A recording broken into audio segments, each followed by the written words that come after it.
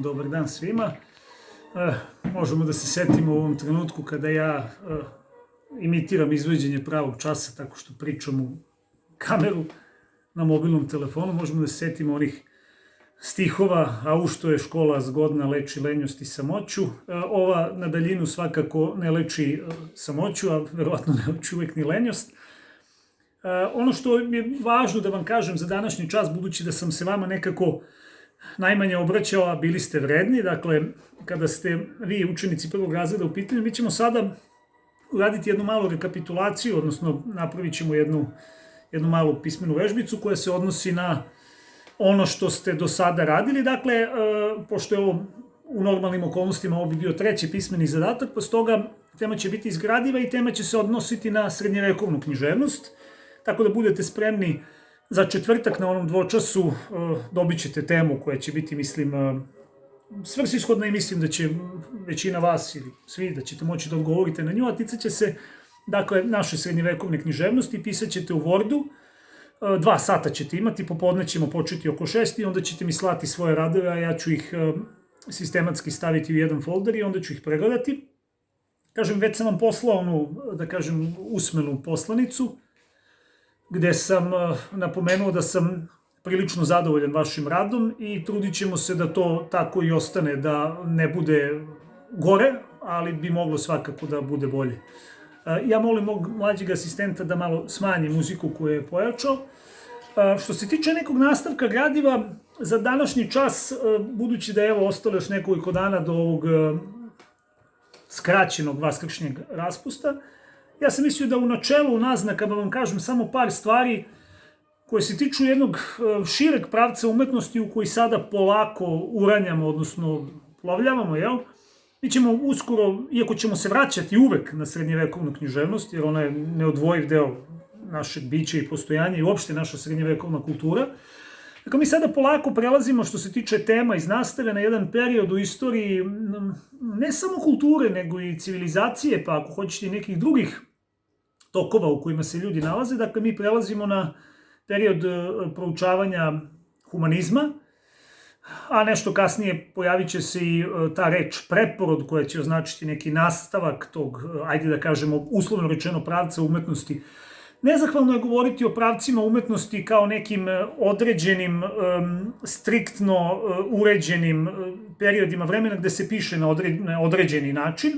Međutim, činjenica je da su neke faze u istoriji ljudskoj, pa tako i u istoriji umetnosti, obeležene tako.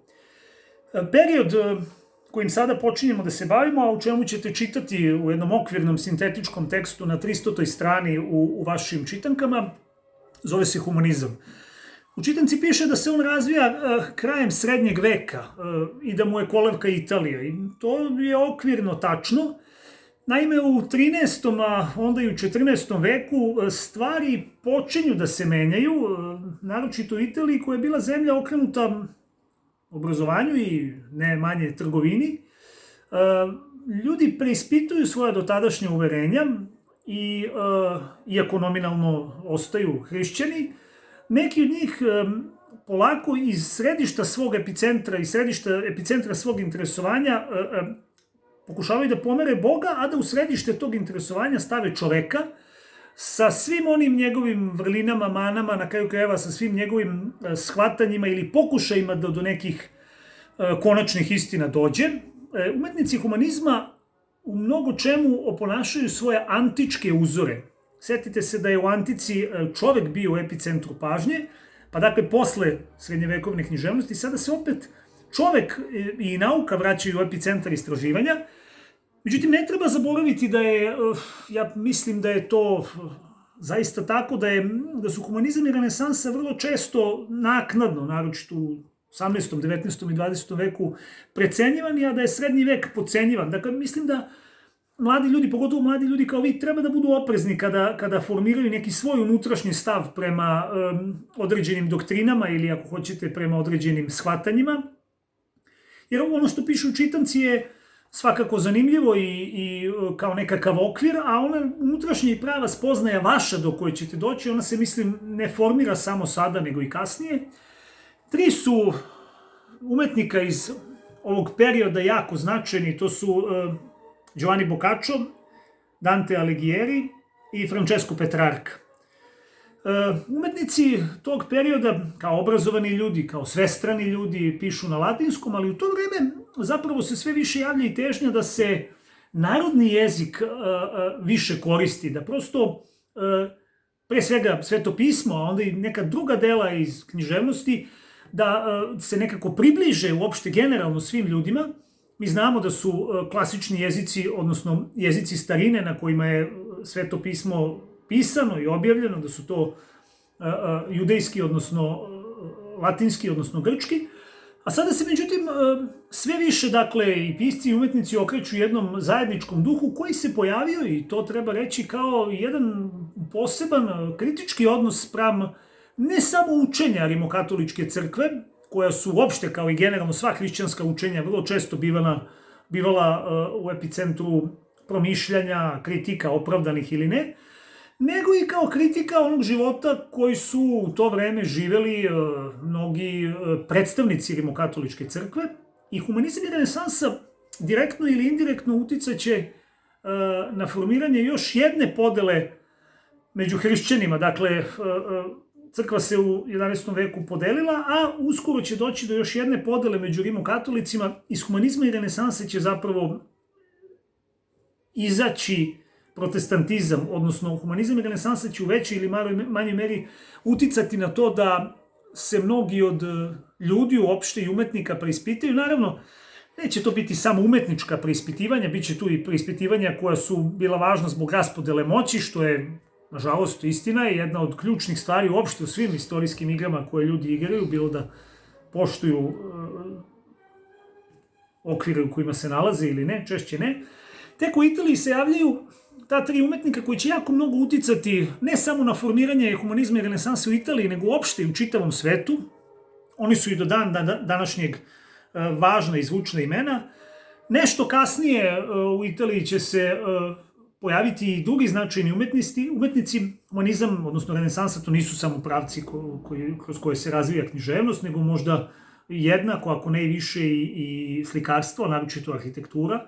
Kada recimo gledate Firencu i kada vidite ono što je istina vek ili dva posle Boccaccia, odnosno Alighierija, odnosno Petrarke, kada vidite ono što je stvorio Brunelleschi, kada vidite Firencu, taj veličanstveni grad, i kada imate u vidu vreme u kome je taj grad podignut, vi ne možete da ne doživite jedan osjećaj ushićenja ili divljenja prema tom periodu umetnosti koji je, dakle, porodio ne samo velike pisce i pesnike, nego i uopšte umetnike, dakle, u svim sferama onoga što je umetnost dala. I nauka, ne samo umetnost, na kraju krajeva i nesretni Giordano Bruno pripada toj,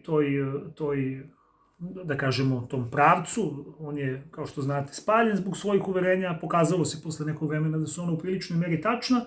Naravno, zloupotreba je česta stvar i postoji. Ono što će za vas biti izuzetno zanimljivo, iako će vam biti teško da shvatite, to nisu Boccacciove priče. Boccacciove priče će vam se jako dopasti, do toga ćemo doći. Mislim da će vam i Petrarkini soneti biti dragi, međutim, tu je Aligherijev pakao, odnosno božanstvena komedija. Danteov pakao, vi imate odlomak u čitančici, Danteov pakao je deo jedne mnogo šire celine koja se zove božanstvena komedija. Istina je da je pakao kao deo tog dela, najzanimljiviji. To je delo koje nema samo ono površinsko značenje, nego ima jako mnogo dodatnih iskrivenih značenja. Ono je pisano u tercinama i njemu ćemo morati da posvetimo svakako 1 ili 2 časa. Ono je jedan vrlo znamenit, veliki, veličanstven pokušaj i možda u istoriji umetnosti pisane reči posle antičkih drama i posle Ilijade i Odiseje jedno od najznačajnijih dela i, ako hoćete, to je jedna od onih stvari u istoriji umetnosti koja zaista i zbog svog kvaliteta, i zbog svog značaja, i zbog svih onih pratilaca toga što je Dante radio, to delo je danas upamćeno. Međutim, Dante, a naročito Boccaccio, to nisu ljudi koji su danas važni i značajni, a ni u onom vremenu nisu bili samo kao pisci, već su oni zaista bili reformatori društva u kome su se nalazili, pre svega na planu upotrebe jezika, odnosno korišćenja narodnog jezika. A ti umetnici, iako ih mi danas pamtimo i znamo, dakle, po ovim delima koje se proučavaju čitanci, njihov rad je bio mnogo veći, mnogo širi, sa mnogim značajnijim, ajde ne značajnijim, ali značajnim i znamenitim delima, na koje bi takođe trebalo skrenuti i obratiti pažnju. Dakle, to su bili ljudi koji su u epicentar svojih interesovanja, pored onoga što je bilo značajno u tom vremenu, stavili i antičku književnost i dotadašnja shvatanja i saznanja ljudi uopšte na svetu i mislim da se to može i videti u njihovim delima. Vi ćete, kažem, ovo za danas neka bude, dakle, da se, eto, ovaj čas ćemo posvetiti, vi ćete ga posvetiti u stvari, dakle, listanju čitanke. Na 300. strani u ovom izdanju koje ja imam, shvatili smo već da se ponegde razlikuje broj strana, nalazi se, dakle, tekst koji se sastoji od nekih, to je zapravo kraći tekst koji je jedna sinteza, on je naslovljen kao Humanizam,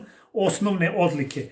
Pa dakle, vaše je da pažljivo pročitate taj tekst, napravite 10 teza koje mi možete poslati, to nije hitno, to možete u toku narednih nekoliko dana i to će biti to za ovo današnje obraćanje, a u nekim kasnijim ćemo se baviti samim, pre svega, Danteovim radom, a onda ćemo odvojiti par časova izvanrednog Bokača koji će vam biti, mislim, zabavniji i lakši za razumeti.